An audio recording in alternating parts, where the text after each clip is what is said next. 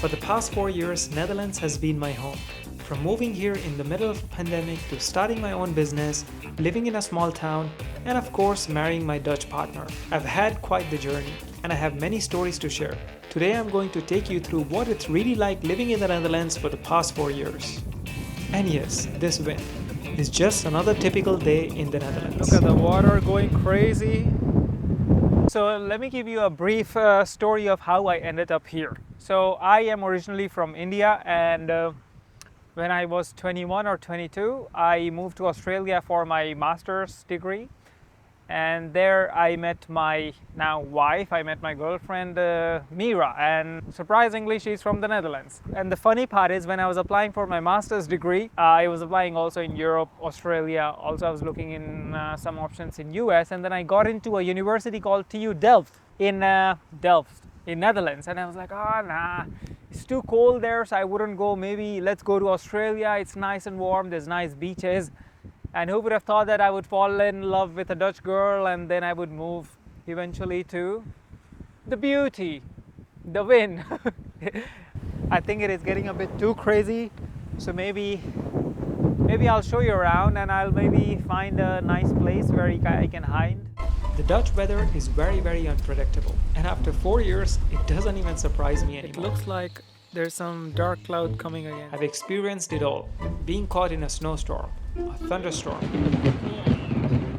and of course dealing with the rain, which has become a routine part of life here. Let's just film here, because why not? We are in the Netherlands, and let's embrace the beauty. The crazy part is, if you are doing like this in Australia, you'd be scared of 100 different animals, but here the worst can happen is a mosquito bite. I moved to the Netherlands back in 2020, and in the middle of the pandemic, and I work as a videographer. So I work as a videographer, YouTuber now, and I also make courses about filmmaking. So I was working in Australia, with other businesses, and then I was also trying to grow my business online. And that also gave me a little bit of confidence that I can actually move to Netherlands and build my online business there, and then eventually I could get clients. But back in 2020, when COVID hit, there was barely any possibility, so I started working more on our YouTube channel. I was also teaching filmmaking online on a platform called Skillshare. If you want to check out my courses, and if you want to become a better videographer, you can check in the link in the description. And then eventually things started working out, and I was just applying for any part-time job, and I got a job as a receptionist in a hotel, because when I was a student in Australia, I was also working as a receptionist there in the beginning, and then I had a bit of experience, so I applied for a job, and luckily they accepted me. And that time my Dutch was zero, so I had no clue, but it was near Amsterdam area, so they were looking for anyone who had a good English language skill. So that was not very difficult to find. But why am I telling you this is that because if you come here initially, there's still a lot of possibilities. There are a lot of companies who are looking for people, part-time or full-timer, because now I'm working as a full-time videographer, and I actually film a lot of videos for companies, like a recruitment video. Like they are, telling in the video that, hey, this is this company, we are looking for people to work for our companies. And if you are living in big cities, then language shouldn't be a problem. Even if you are English speaker, you should be able to get a job. And eventually my business was growing, the YouTube channel was growing, I was getting more students in my courses, and I was also getting a lot of shoots. And then I also decided to quit the job at the hotel, and now from then on I'm just working on my own time, which is a really cool thing to have. Thanks to my work, I've actually fallen in love with the Netherlands. It has given me the chance to explore more than just big cities. Filming from my YouTube and clients has led me to some unusual but fascinating experiences. From being surrounded by the big Dutch cows to visiting crazy research centers, camping through rain and thunderstorms, and discovering charming countryside villages. This tiny country has so much to offer. So there's an e-bike. So if you are in the Netherlands, you need two kinds of bike. You need one really shitty one, so that even if it gets stolen, it's fine. And you need one really nice one so that you can go for long bicycle trips. There is a thing, right, that there's like 18 million people in Netherlands, and there's like 22 or 23 million bicycles. learning to ride a bicycle is a huge advantage here, because with just a bicycle you can explore the entire country. That was actually one of the ways my wife and I bonded, as we used to explore Melbourne and its surroundings together by bicycles. Cycling gave us the freedom to discover hidden spots and enjoy the adventures side by side, which made it even more special. So, if you want to impress your future Dutch partner, then better get good on the two wheels. I actually have to do a little groceries now. My wife has sent me a whole list, because every time she sees something, that if something is in discount, she goes crazy and she just orders a whole bunch of it. Because Dutch people, they love discounts. Every time if you see some korting or something is gratis, they go crazy. So yeah, that's what I have to do as well. So yeah, let's take you and let's show you how Dutch groceries look, and let's buy everything, whatever is in discount. So this is where we often go for a walk. There's a nice lake here. There are some people fishing. That's also really cool. It doesn't matter what city you are in. Oh, there's someone coming. All right. That's also, I see a lot of times old people, even if they're on a wheelchair, or this is called scootmobile. I don't know how exactly it is called in English, but they're a lot of times outside and doing activities. They don't limit themselves because of the, because they're old or disability. It's so cool. I went swimming this morning, and I think 90% of the people in the swimming pool were like elderly people, above 70. You see, that's what I'm talking about. How cool is that? And that already shows that how active the lifestyle is of people. And that's what I also experience with my wife's parents. Like every time we are doing some activity, if we go camping together, we are cycling or visiting some small cities, or if there's an open day for some factories, we go see there's always some movement going on. And that is such a cool way to live life. But now, let's put my Dutch to the test and see if people can actually understand me. Hi, kan ik je helpen? Hi, ik wil graag een pasfoto. Dat kan. Voor wat voor document? Voor Indiase visum. Kan. Ga heel Dat even is, kijken. We hebben verschillende maten. Nee, ik wil deze, de 50 bij 50. Deze, 50, ja, 50. Ja. Even. En hoeveel kost dat? €14,50.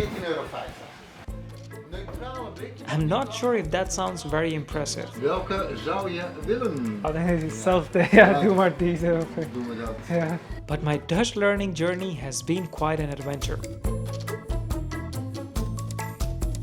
Officially, I had to pass the A1 and A2 Dutch integration exams. But most of what I learned comes from everyday life in a small town, building a camper van with my Dutch family, and of course watching Dutch memes. And now, let's head to the most famous supermarket in the Netherlands, Albertine. Get some this. So we take 2 oude gouden. I remember when I came here, everything was in, of course everything is still in Dutch, and I would be so confused every time. What to look, what to get, and still to the day, I take a lot of wrong things home. I think I'm going to take something wrong back home and my wife would freak out. Sure. Sure means sour. Pretty easy. That's what I was looking for.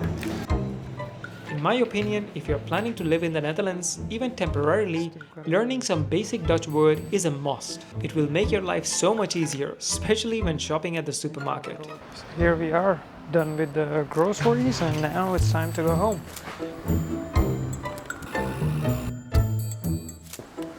I came back home and I realized I forgot. What did I forget, Mira? Onions? What did you not forget? You had to get red onions, pita bread, and augurk. 3.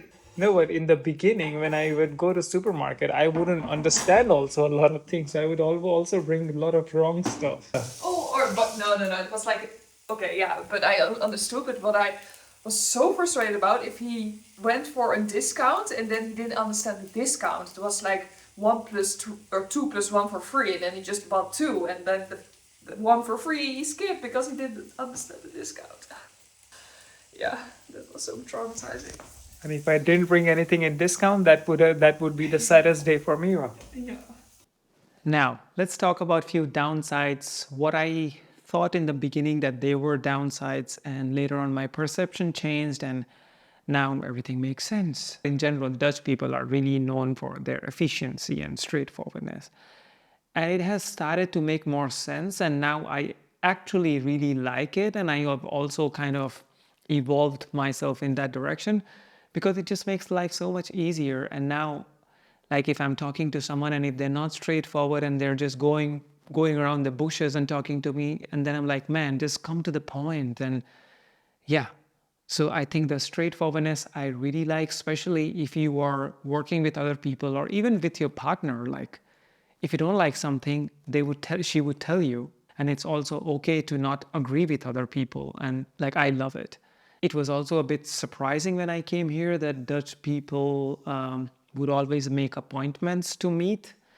And yeah, like I would also watch a lot of YouTube videos and TikToks, and people like, oh yeah, if I have to meet someone, I have to make appointment for 2 months in advance. But in general, that's not the case, especially if you have to meet with your family or your close friends. I think it's really normal to just meet without making an afspraak, without making an appointment. And yeah, we do as well. Like when we have to go to my wife's parents, we just go. Or if it's a nice weather and I have to film with my friend, I'm like, hey, yeah, let's catch up tomorrow and let's do it. But this making appointment thing, it also makes sense because here we all have busy lives and you can plan your schedule according to that. If you make an appointment that, okay, I have an appointment with that person, with that friend, and that time is just dedicated to that. So I am sure that I'm giving them enough time. So it makes sense for me how efficient the Dutch are on time and with time and how much they respect your time.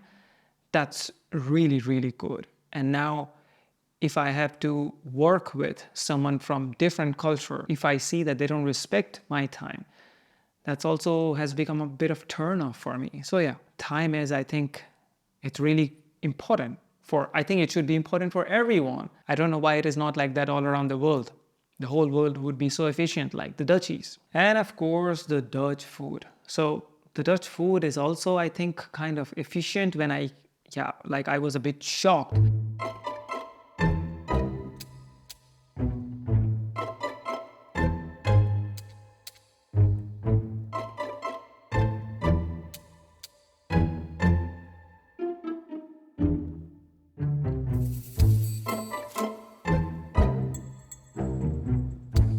When my wife told that Dutch people, they just eat like a cold lunch, like just sandwich or bread with cheese or bread with cheese and tomato and some spread. That's what Dutchies do. And they just, pack their bread and they're just riding bicycle and eating bread so they can save time and be at where they want to be on time.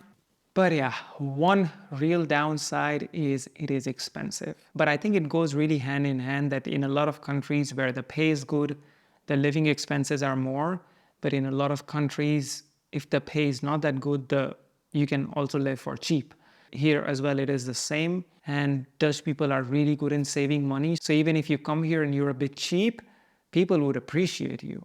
Like in other countries, in other cultures, the more expensive things you wear or the more you spend, the more cool you are. That, hey, look, I spent this much on my yacht or I've spent this much on my clothes. I buy this much expensive clothes.